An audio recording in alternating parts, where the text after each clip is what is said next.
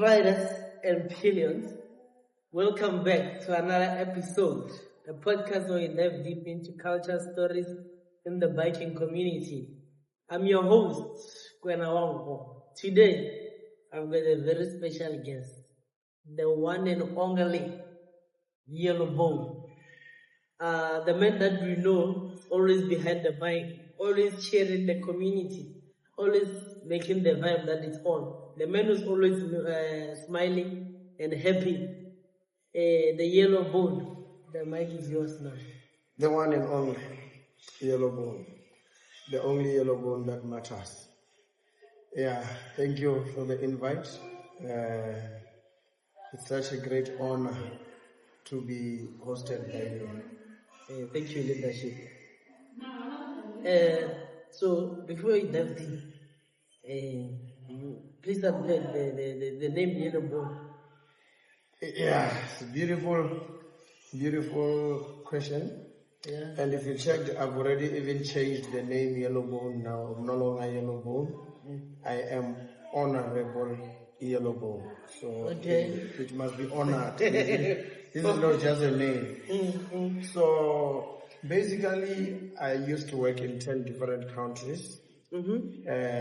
2 in South America and 8 in Africa to be precise. Okay. And one day when I was in Ghana in 2014, Ashanti region, my driver came to fetch me. And then when he arrived, I was busy doing what I do best, talking. And then he sent someone to say, please go call Fernando there. That person came straight to me and said, Fernando, your driver is here. Then I asked the dude, how did you know I'm Fernando? And then that guy said, your driver said the lighter one. Then when I checked around and looked at everyone who was there, I realized I was lighter than everyone. I then put it on Facebook that, guys, I've just been called the lighter one. Then 2 days later, I landed in South Africa, and then I put it on Facebook that I've landed safe. The first comment that came in was the YellowBone has landed. And then such became a name that stuck like glue. I was still an assault rider, remember then? Friday we used to do Poiki.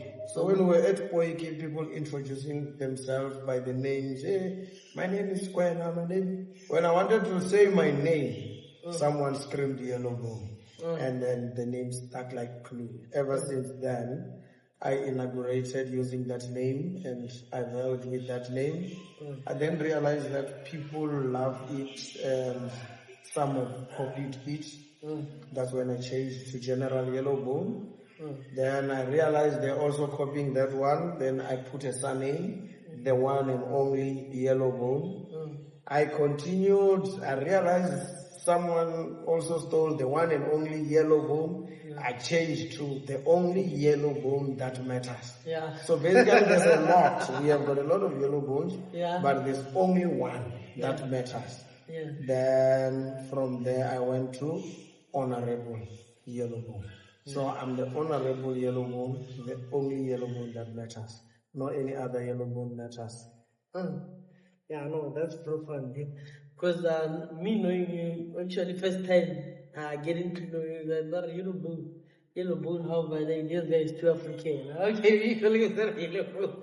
So it's an honor to have you here, YellowBone. We know that what you do most is to talk, and you always precise in your talks, and you always make sense behind the mind. So I know that it's earlier on in the conversation, you're also a MISA member, and also you do mentor. You're also an MC in event. So what led you actually to be in that category of events? I found out that you gotta know what you were born for. You were not born to just live, eat, die, and life goes on. So everyone who is in this world, we are born with a purpose. I sat down and tried to figure out what is my purpose. What is something that was not going to be done unless it's done by me. And I realized that I was born to speak. I was born to live. I was born to inspire. Some people call me a motivational speaker, and I say I'm not a motivational speaker. I am a motivated speaker. And I'm an inspirational speaker. The other reason I tell people that is, if you motivate an idiot, what do you get? I'm not gonna get anything other. You are going to get a motivated idiot. And a motivated idiot is dangerous to community. In what sense? A motivated idiot, if you give a gun to a motivated idiot, they're going to shoot everyone. Yeah, no. If you give bomb to a motivated idiot, they'll even bomb the ATM, they'll bomb the shop that they need tomorrow. So a motivated idiot, it's a distraction to a community. But when it comes to inspiration, people get inspiration from inside. So I inspire. And then, as I told you, and as you mentioned that I'm an MC, yes, no one can do what I do better than me, especially when I'm doing it. Yeah, I don't think there's any other MC that can MC with me and scare me. But then I'm the dude that have learned that the stage is too big for all of us. Yeah. So if you are an MC, I'm an MC, I'll never compete with you. Yeah, yeah. We share the stage. The stage is too big for one man. And then life goes on. Yeah, no, that's the good part of you. I've seen in most cases you also MC with other MCs. You're not being channeling things into you only alone. So, YellowBone, for how long have you been riding? I've been riding for 23 years now. I've ridden almost every type of a bike that you can think of, from your scrambler, your super bike, your touring bike, your cruiser. I've done road, I've done track. I've just not done much of off-road, but I've done a bit of off-road also. Yeah, I've been riding for 23 years to be precise. Yeah. So what led you into biking actually? A friend of mine 24 years ago got a job and then went for bike. Did you know how to ride? Yes, unfortunately, or let's call it fortunately, he knew how to ride. Oh, okay. And then he got home with that bike, he showed me, and I asked him, hey, how do you ride this thing? Yeah. And then he showed me, with that work bike, he showed me how to get to gear 1 and gear 2. I took that bike for a ride, gear 1 and gear 2. I came back, I had enjoyed that short ride, which is not even 500 meters. Then I started looking for a bike because I wanted to have my own. I went and bought a bike without a license, without a learners, which I don't encourage people. Yeah. I bought it on a Sunday when shops were closed. Where did you buy it? I bought it on Zambezi Drive. There was a shop dealer called Bikeman SA. So as I was passing through the fence, I could see bikes parked. I stopped. I was driving, by the way, on a Sunday afternoon. I stopped, I peeped, I see the bikes. When I was still peeping, I could see, there's a house behind that workshop. I took the number that was on the board. I called that number. I said, I'm seeing a bike that I like. If you can open, I can buy it now and go with it. And then that gentleman said, go around. There's a gate. You'll find me at the gate. I went around, opened the gate. I got in, looked at the bike. I said, I like this. I didn't know anything about bikes then. And then I borrowed his laptop. I transferred him money, cash. And then I asked him, can you sell me a helmet and gloves? And he sold me a helmet and gloves. Yeah. Then I went out, I took that bike. Gear 1, I went. Gear 2, it stopped. It had an issue with the battery. Then I topped up petrol, but now we had to kickstart it because the battery was dead because of being parked at the workshop. Then I brought it back to the workshop. I said to him, instead of charging this battery, because I'm still practicing the clutch, it might get stuck along the way. Buy a battery, I'll come and collect it tomorrow. Yeah. Then I went home. Following day, I went to collect my bike. When I arrived, I looked at that bike. It was a Honda Blackbird. Okay. I looked at it and said, it was parked next to a Yamaha Phaser 1000. And I looked at the Yamaha, it looked nicer than that Honda. And then when I asked him to start the Yamaha, it started easy. Then I thought, okay, why don't I rather take this bike that does not have issues like my one, which you kickstarted? Then I asked, how much more do you want me to add? He said 6,000. I added 6,000. I took the Yamaha. I rode it all the way from Zambezi to mid-range gear 1 and 2 only. Because I didn't know how to go to 3, 4, 5, 6. Because you were taught for 1 and 2? I was taught 1 and 2. Then I got home, I decided, let me learn to ride. That's when I learned to ride, and from there I started buying bikes. Yamaha R6, you call it, Honda CBR Fireblade, BMW S1000RR, BMW GS, then the mighty Boulevard. Yeah, so, yeah. Let's not get there yet. So the first bike, how many cc it was? We basically had the two first bike within 24 hours. First bike was 1,000 cc. So I started on 1,000. Yeah. I learned riding with 1,000, and I mastered riding with 1,000. Then I wanted to do cabs. I bought an R6, and then I mastered the R6, and then I went back to 1,000. But before I went back to 1,000, I had a financial ditch. Then I bought a 250 Vespa kind of. Then yeah, but it was a nicer one, the Yamaha one. Okay. Then I used that thing for maybe a year. Between Midrand and Soweto, Midrand, Pretoria and Soweto.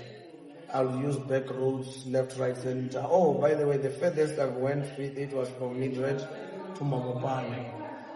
Yeah, that's the furthest. Yeah, Midrand to Mamopane. That's a 250cc. That thing on a highway, the top speed was like 140 downhill, and then uphill 110, sometimes 90.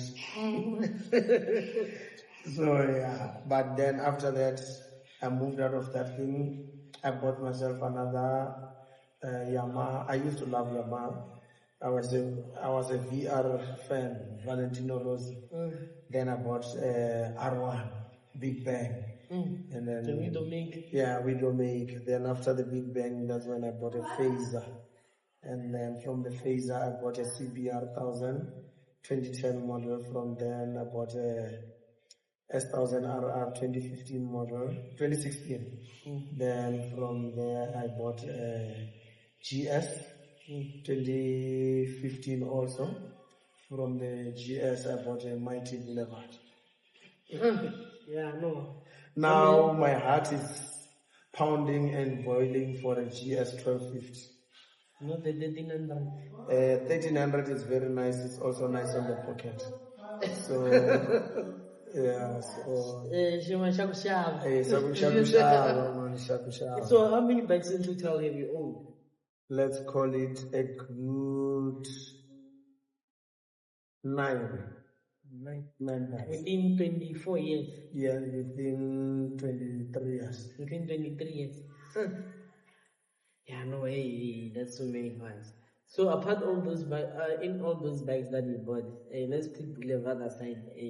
Because it's special, yeah. Yeah, no, let's put it aside. Which one do you say, I wish I didn't get rid of that bike. I wish I still have it today. GS. Okay, it was which GS? The 1200 2015 model. Okay. Yeah. That's the only bike that I feel I shouldn't have sold. I think I sold it on impulse. It's one bike that could do anything that I want.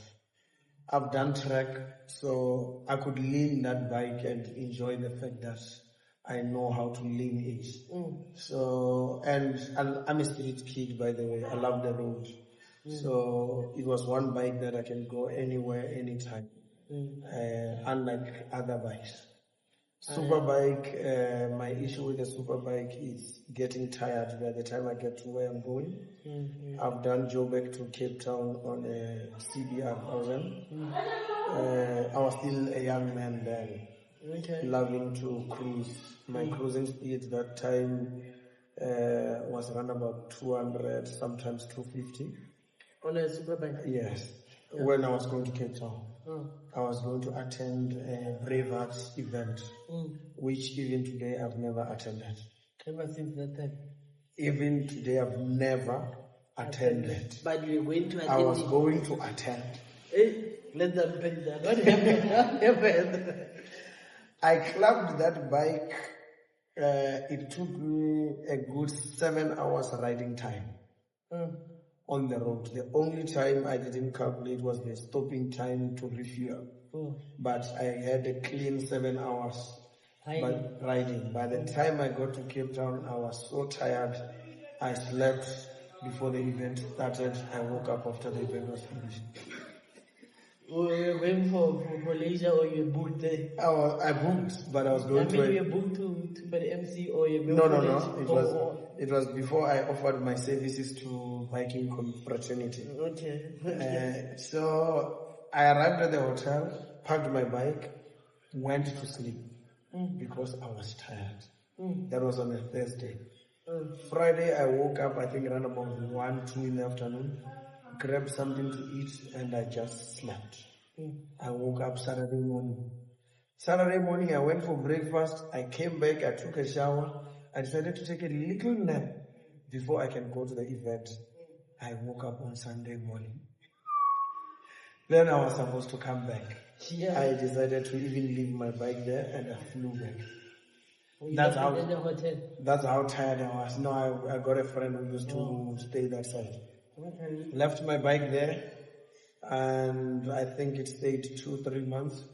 Then one day when I was feeling like riding, I went and picked it up. I came back riding like a normal human being. 160, 180, 160. Maybe the maximum I did was 180. And I arrived clean and fresh. Not tired like when I went. Yeah, but let's talk about superbikes on street also, on the long distance. Honestly, that thing is not made for long distance. We are just pushing things. I think it's a sport bike. Yeah. It's meant for the track. It's not meant for the long trips. It's just that, yes, we love what we have. But it's not a bike that you're going to enjoy a long trip. Yeah, no, it's really short distance and just going there and coming back. Not on the long distances. So you mentioned that the bike which you bonded much and you sold it on an impulsive sale, it's the GS. So after that, maybe have you met maybe the person you sold to, or have you seen it afterwards? Lucky enough, I have not. It was sold by Scooby. Okay. He sold it in KZN. Okay. He did very well. He did very well for me. Even my RR was sold by Scooby. I don't know where he sold it. He did very well. I didn't want to meet it again. And one bike which I'm happy that it never made it to the streets after I sold it. It's a Bumblebee, my Honda CBR. That Honda CBR had colors that matched my name. It even had my signature. It was the only bike in the whole world that had colors like that. So I was not feeling good to know that I'm going to see it in the streets with someone. And lucky enough, the person who bought it sold it part by part. So it never made it to the road with those colors. Okay. Yeah, no, that's so interesting. So then, along this 23 years of riding, what is it that one thing that is a key for you? One key thing about riding a bike? One key thing for me, keywords for me, is that don't disrespect the bike. Once you think you know better than the bike, you must know you are inviting your grave or you are inviting your fall. So the key thing for me is always respect the bike. I didn't sell my RR because it had issues. I sold it because I realized I was starting to disrespect it. That's when I knew that with the level of disrespect I'm having for that bike, its time is going to kill me now. That's when I got rid of it. So you're pushing it, you're extremely pushing it each and every time. That thing was pushed almost every day. It was like, I used to even get bored at home. I'll get on a bike, full suit, and then just go look for cops to chase me. You're inviting problems. And my late friend, 5 minutes, we would go to Glen Vista. We had a friend that side. We'll go to Glen Vista and chill there maybe till 10, 11 at night, so that the road can be clean for us to play on N3, N1, N12. Until someone decided to chase us. We loved that. And then I realized we were reckless, but we were growing. So if there's one thing I would tell people is respect the machine. If you respect the machine will respect you.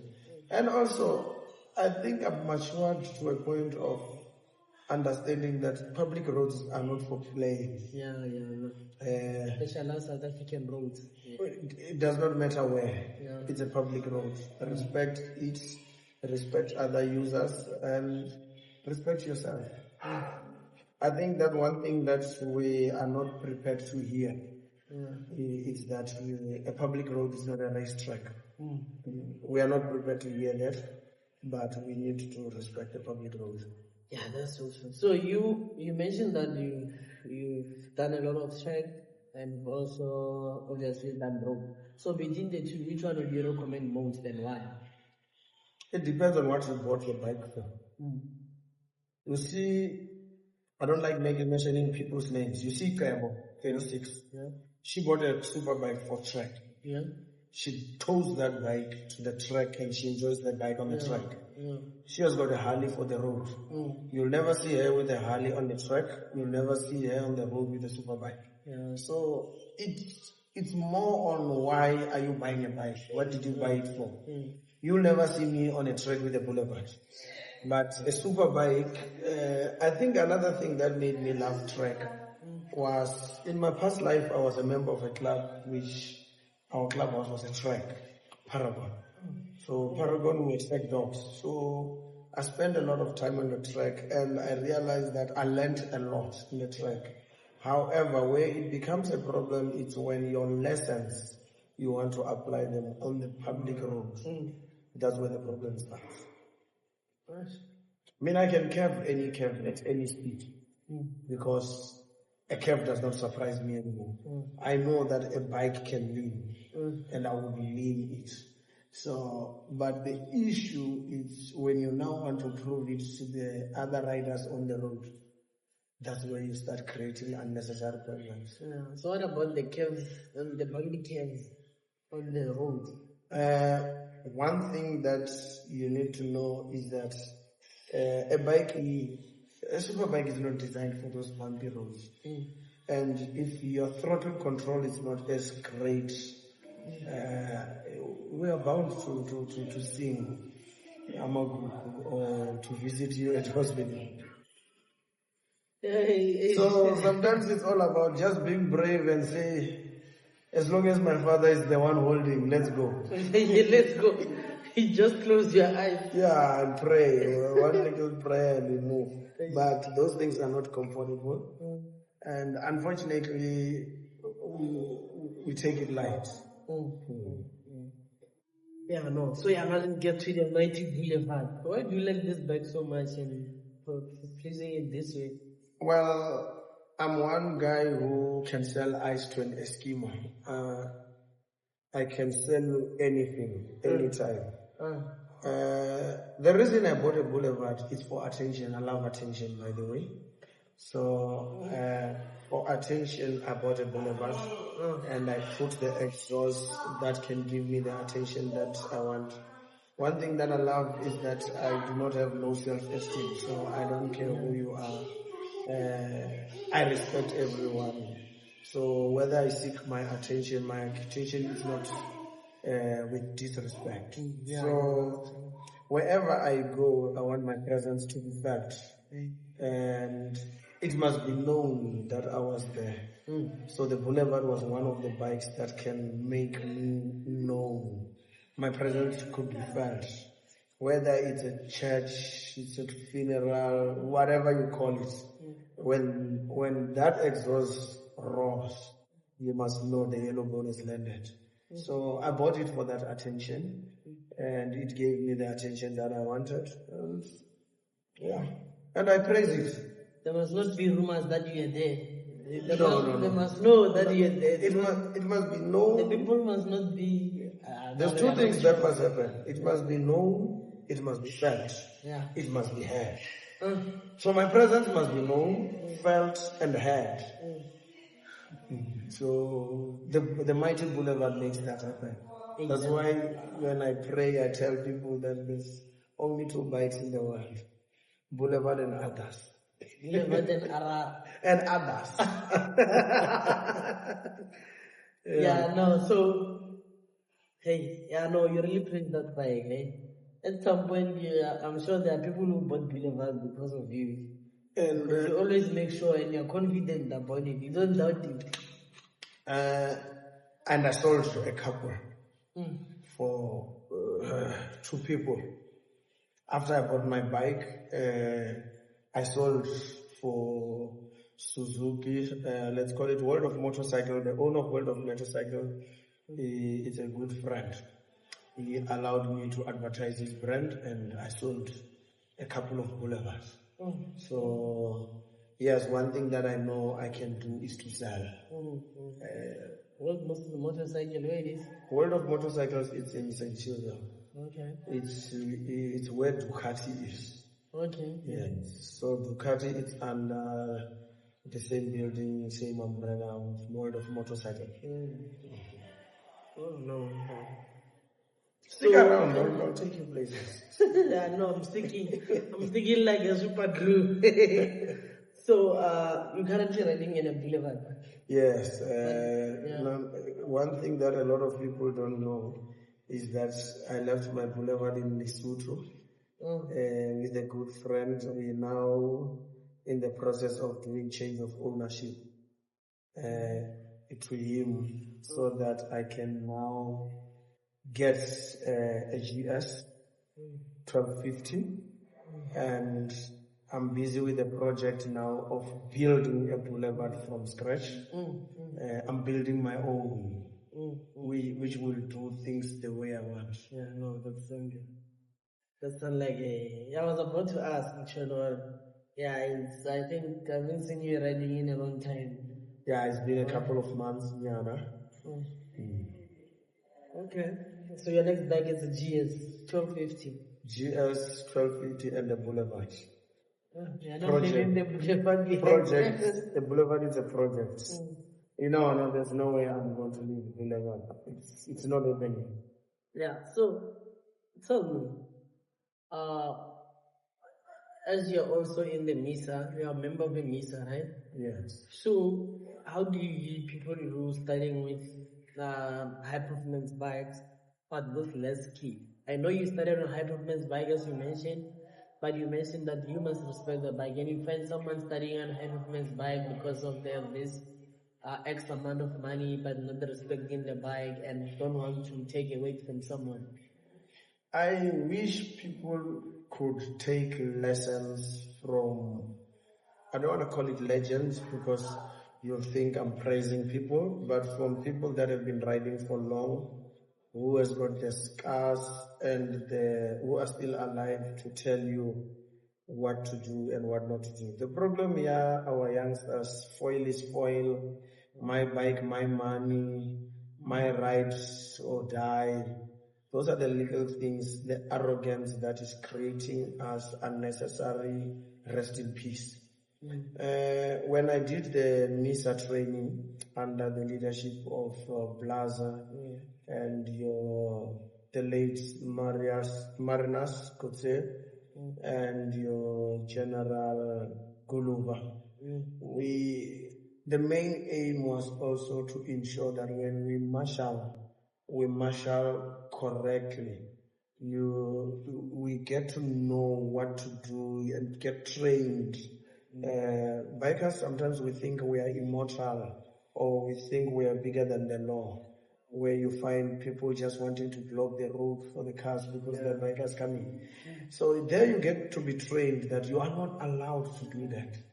That's why you will see when we have our events, we ensure the event that we are marshalling, we ensure that there's cops who will do what they do best, block the road, who will then go relieve, and then we continue with the marshalling accordingly. So your question was, what would I advise youngsters or people who are starting with new big bikes with no skill and whatnot. The reality of the matter is there are 3 people you cannot advise in the world. The followers of a pastor, a man in love, and a man with money. Those 3 people will never listen to you, no matter how you reason with them. So it is difficult to tell a person who just bought the bike that they believe will do what they want, to tell them that you're doing it wrong. It's difficult. People have got their egos and whatnot.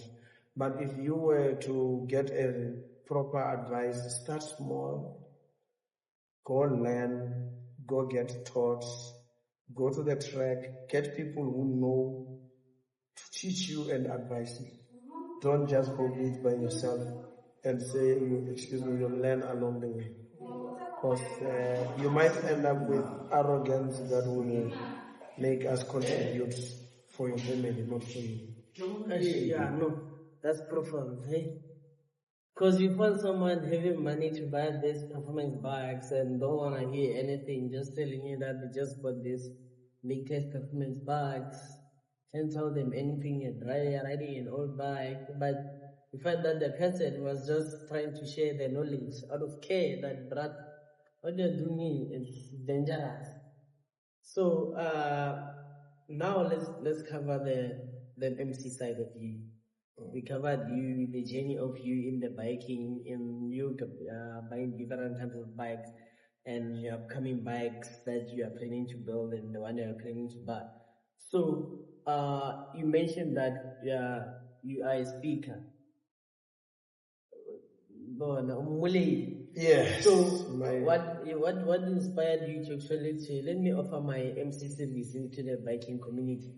My voice for invoice. And I do know some people do not like to hear that. Believe me when I say I entered the biking fraternity as an MC, as a speaker, as an individual who wanted to play with other guys who have got bikes. One day when I was riding a couple of years ago, I think it was 2016, if not 15, I met a gentleman by the name Solo in Soweto, and there was a funeral of a biker, and then when we met, we spoke at that funeral, and then he invited me to their clubhouse and whatnot. Then from there, that's when I invited their club. It was Batumi there. I invited them to my event, which I was an MC and host of a TUT Freshers Ball. Okay. And then they saw me in action, and then they say, wow, what you're doing is very great. We would like to do this with you in years to come and whatnot. But one thing that I didn't do, when I started in the biking fraternity, I didn't do the MCing as my job. I would MC or I would speak at a memorial because I'm a speaker and I feel the need to express my pain or whatever at that funeral. Then I was then close to the gentleman Pony Who, the late Pony Who, may his soul rest in peace. When I got close to him, he used to pray the legendary prayer, which I think you know now. I pray that prayer on his behalf because he's late. And when he was praying that prayer, it resonated with me. It taught me that, oh, this thing is nice, man. You are able to tell God what you really want to say while you're having fun in the space. Then a couple of people identified me as a speaker and then started asking me if we want you to MC our event, what will you charge us?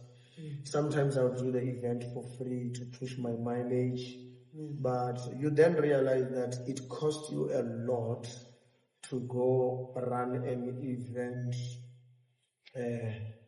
for free every weekend and whatnot. I then said, guys, let's rather compensate. Unfortunately, this is what I do for a living. There's no any other job that I do except to speak and to MC. My company is called YellowBone Holdings. YellowBone does entertainment, speaking and whatnot. Then I've got World Tech Academy, which I do the academic side of things.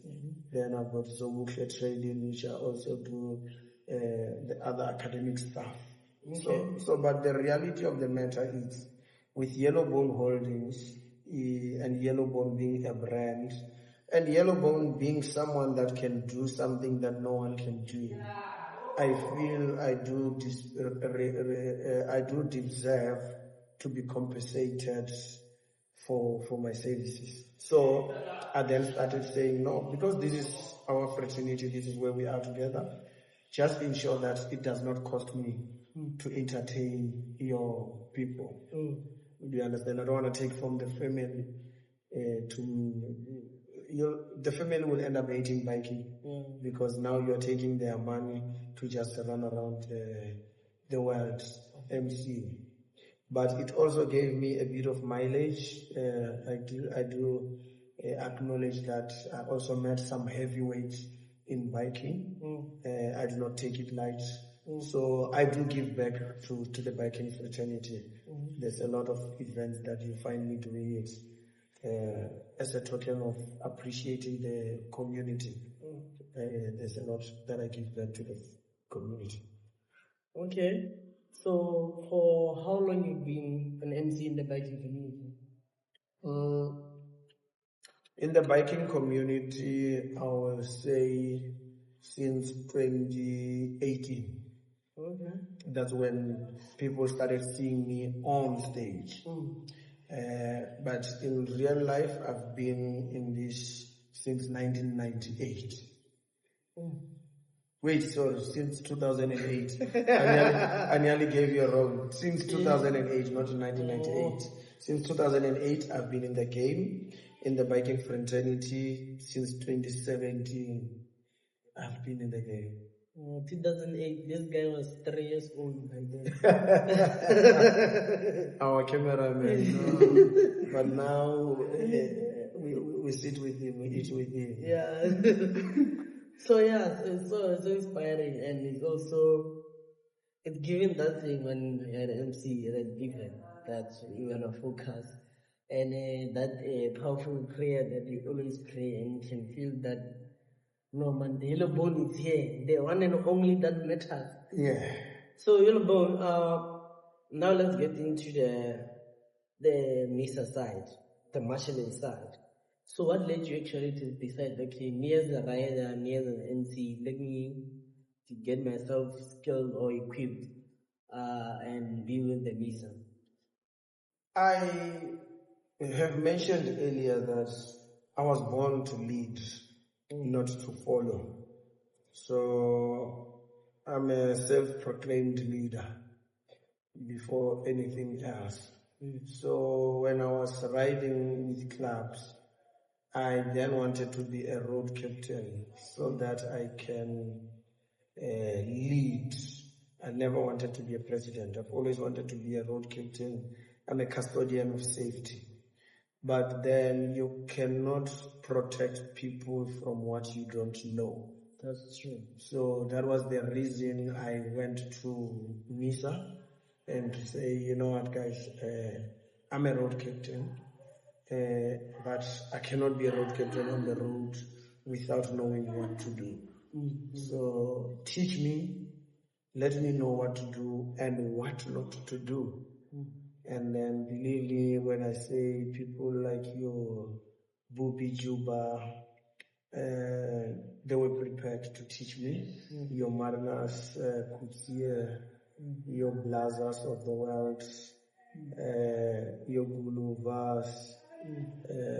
I can name, just to name a few, Boyo, Derek, just to name a few. I sat down with them, they drew, showed me the right information, showed me what you must see, what you might not see, and all those things. I tell you, I didn't master it in one day, there was a lot of practice involved after classroom training. There was a lot of advanced riding courses that I also attended to.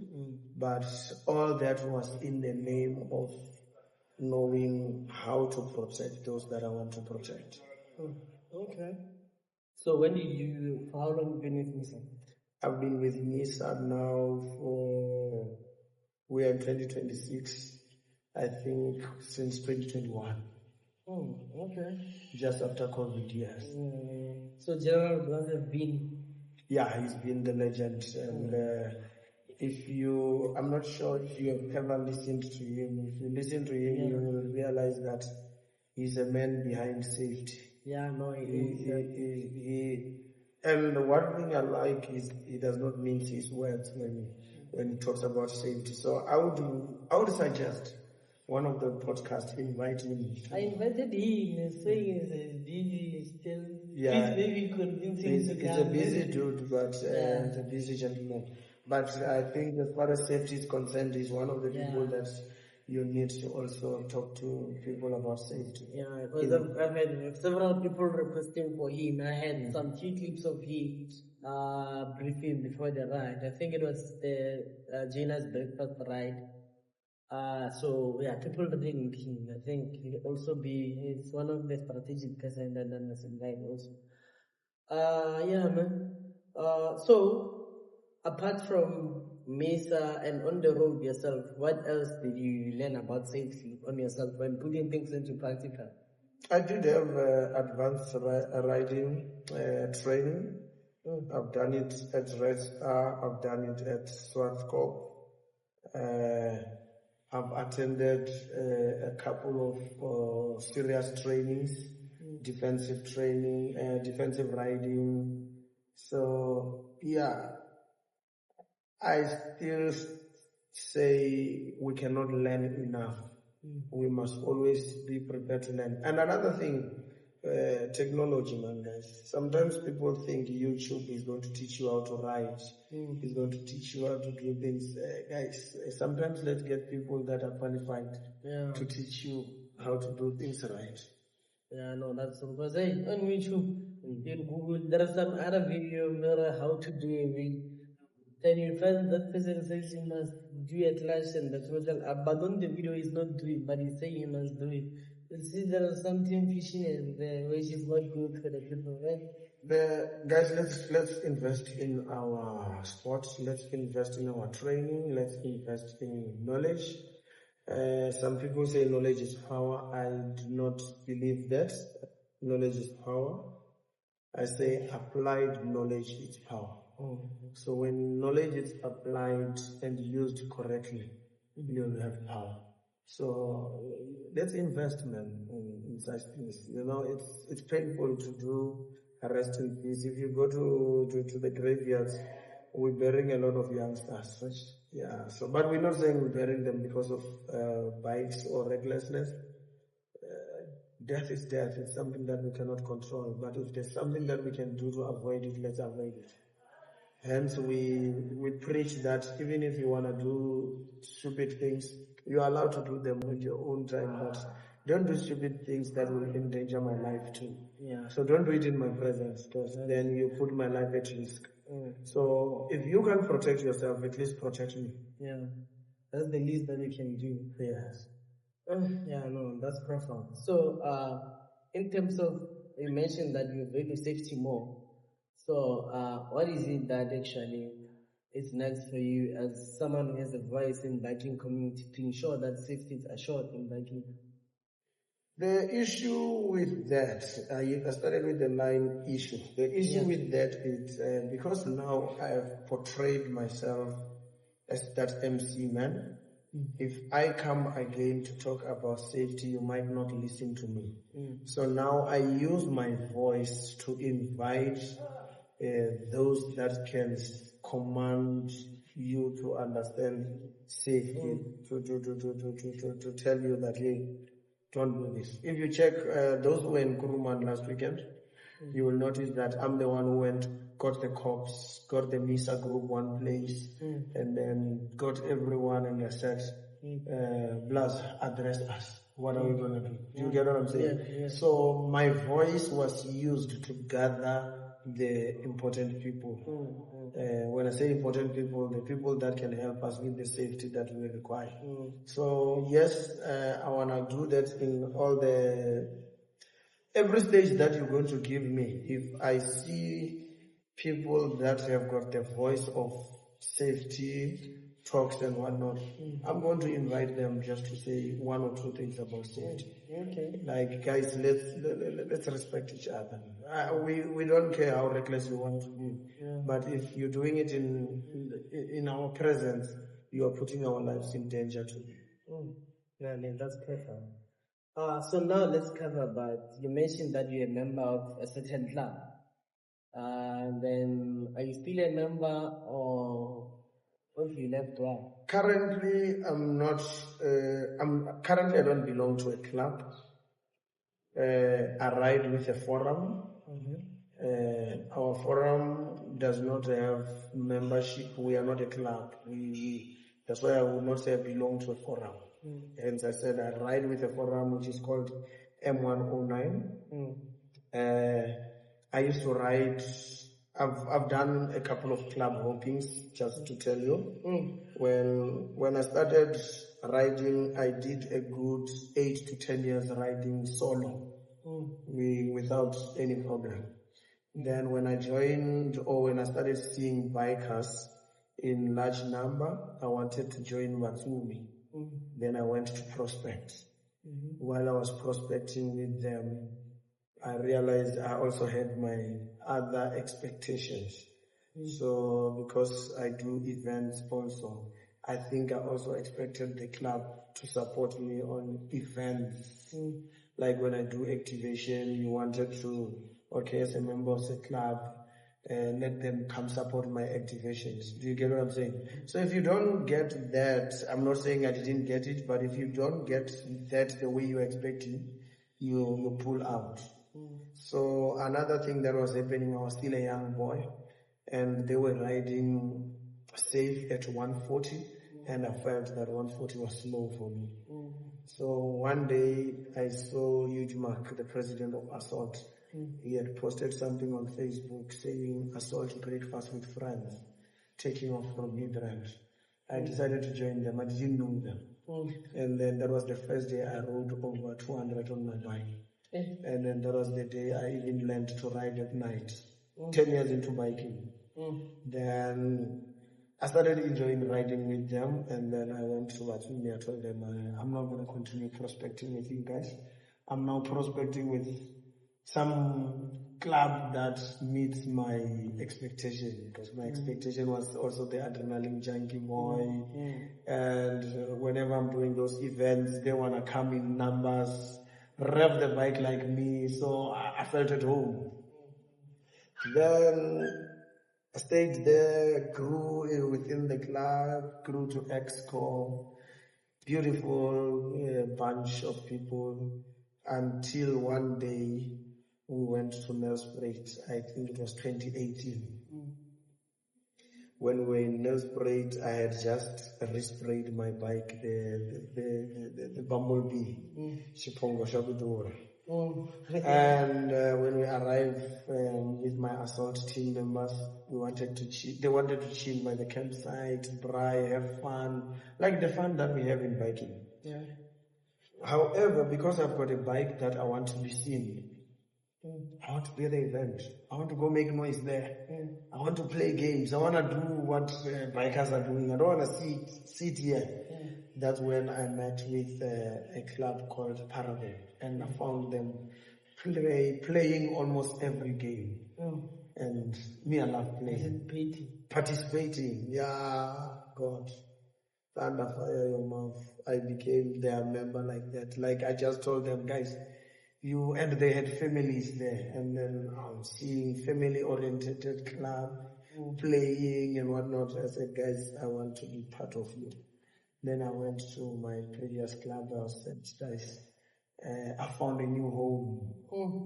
Let me go there. And believe me, I had my fair share of beautiful moments with them. Unfortunately, as we grow, sometimes people outgrow the biking activities and whatnot.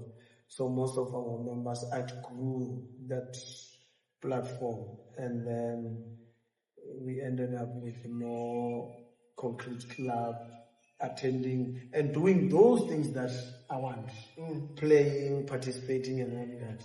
Okay. So I then found myself buying a boulevard. I bought it in 2022, 15 May to be precise. And then when I bought that boulevard, Tsepo Mudise invited me to M109 owners. And then because they know YellowBone, they opened their arms and accepted YellowBone. And then YellowBone started riding with them. Then I met leaders like Maestro. Maestro is one of the guys who believes in human beings. And he has been a firm believer of me, who made me believe in myself more than I do now. Okay. And then I felt, I'm with the right bunch. I met people like Bodu, with Dubs and Drums, Wotali, Tau. Like, there are people who are doing what I do. They rev the bike. We bully the tar. We put the bike on the road, and then we go play with it. So I ended up fitting perfectly. And then also, it's my home. I feel at home and appreciate it. And I think one thing that I'll always be grateful for, even when my mom passed on, the bikes that escorted my mom to her last resting place were boulevards. So I think that is one of the memories that I cherished. I remember when we were at church, her last service, when Boulevard roared coming in there, the pain was less. I felt the need to stand up and rev a bike too. So that's one thing that is going to stay with me forever. And one of the people who were there was Maestro and another gentleman, Mudengu. I looked at their bikes and the pain of the fact that I made the funeral was gone. Come after burial, we were revving our bikes. I only remembered that it was my mom's funeral when they left. So such are the memories that will make me praise that bike until the kingdom come. Now that it makes sense. Now it played a very huge role in your life. Yeah, no, that's so profound and emotional, I'd say. Having your mom to be sent off with one of the best bikes that you love and making you forget the moment that you end. That's one of the most profound things. So, you being a solo and then you being in a club and you living in a club being in a forum, you actually being very different categories. So it means you have multiple experiences between them across three. So which one would you recommend more? One thing that is very, very important is to understand why you bought a bike. And also respect the community, respect the rules, understand that there are certain rules. Understand that in every place where there's 3 or 4 people gathered together, there's going to be different opinions. So the biking fraternity has got its own rules to be followed by whoever wants to be part of them. One thing that I do not respect is people who start saying those words, my bike, my rules, and no club, no rules. I find it insulting to the community that is united and the community that is saying, let's do things together. And clubs, I respect clubs, I respect council. I was also once a member of the council. I was once even a road captain of the council, ABC. So, to be honest, I respect the stuff that they put on the ground. I'm not going to mention names. There's some serious chairpersons that also still believes in following the rule. Then you've got forum. A forum looked and said, you know what, there's certain things that are missing, that we are not giving to to the solo riders or to people that do not belong anywhere.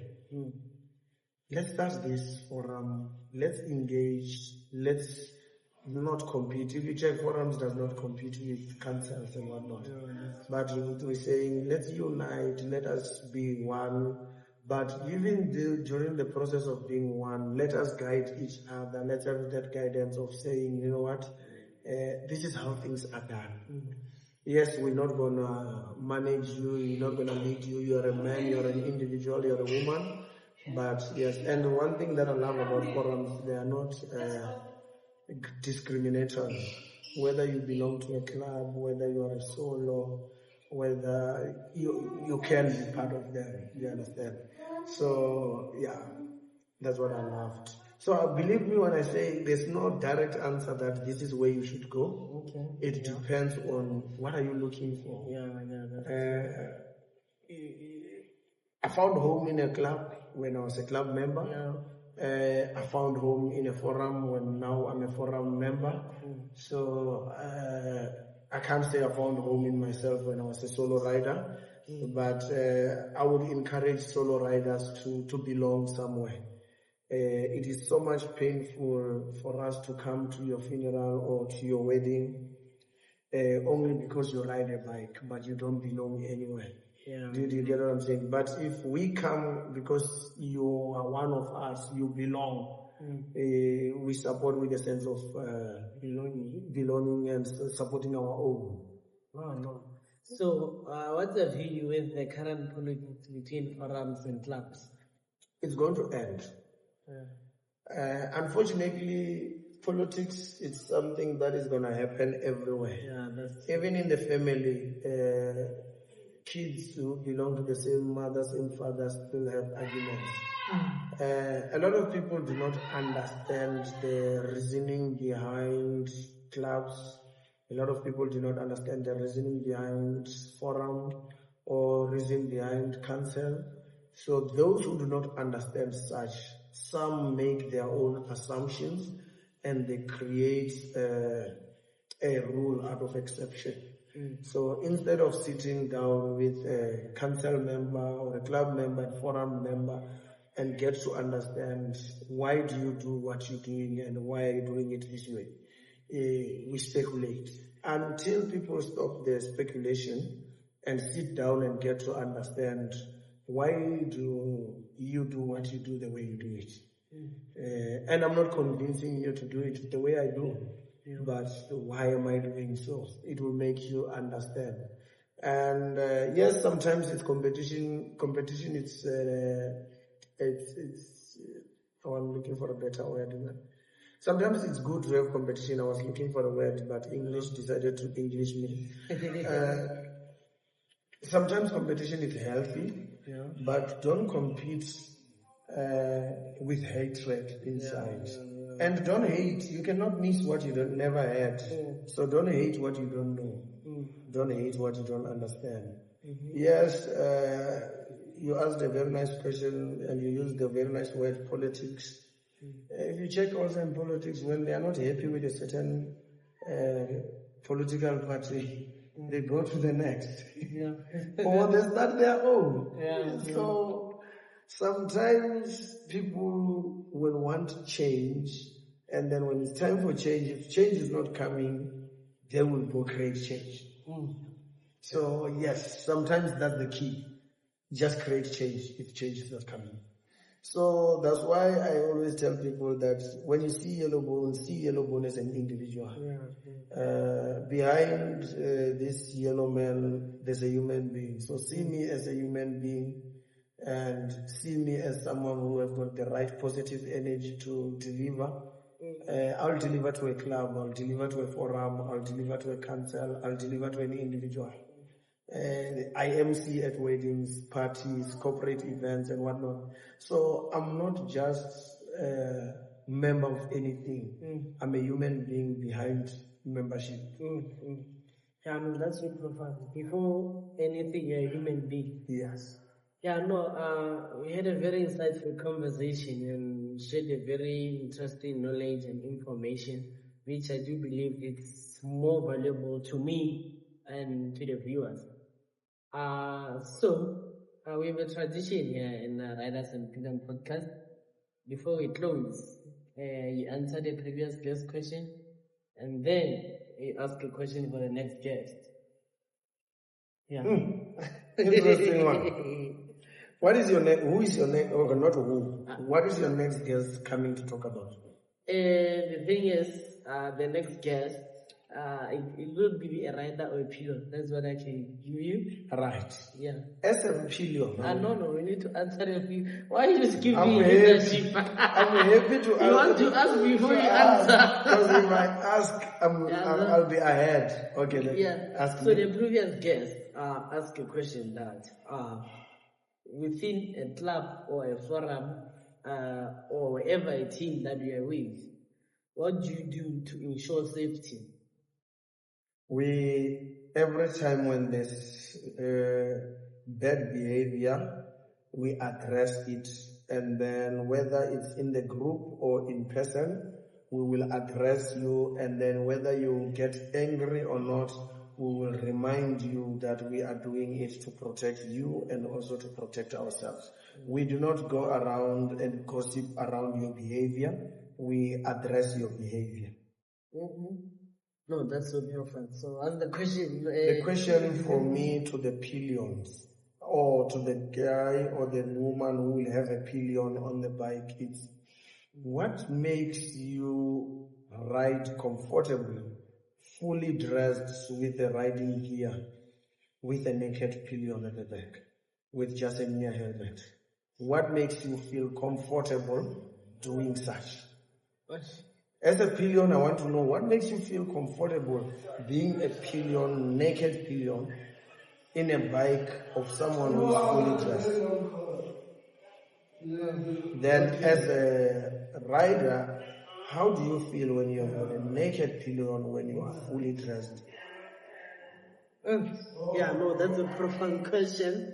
I'll ask it to the next guest. So can you please close for us? You want me to close with our prayer? Yes. Let us pray. Shikwembu tata waina muyengi watilo ni misawa ina lava vana vawena va sitututu swa kusaseka ngopfu Yehova, sitututu swa kudura ngopfu loko xi duma xi ku vhumvhum na mbilu ta hina ti anyakaza Yehova ti ku vhumvhum.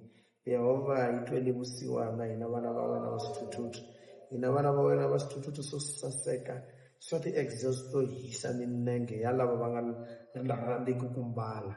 Hi ri ku hi nikile mfana wa wena hi loyi Kwena wa nko, u ku a ta na nko ya yena la a ta endlela TV, a ta endlela ku ri hi ta voniwa hi vulavula. Yehova hi ri mu protect, hi protectana munhu na munhu un'wana na un'wanyana lo a ridaku, hi famba hi fika kaya hi tsala message se swi laha ku nga heriki. Amen. Thank you.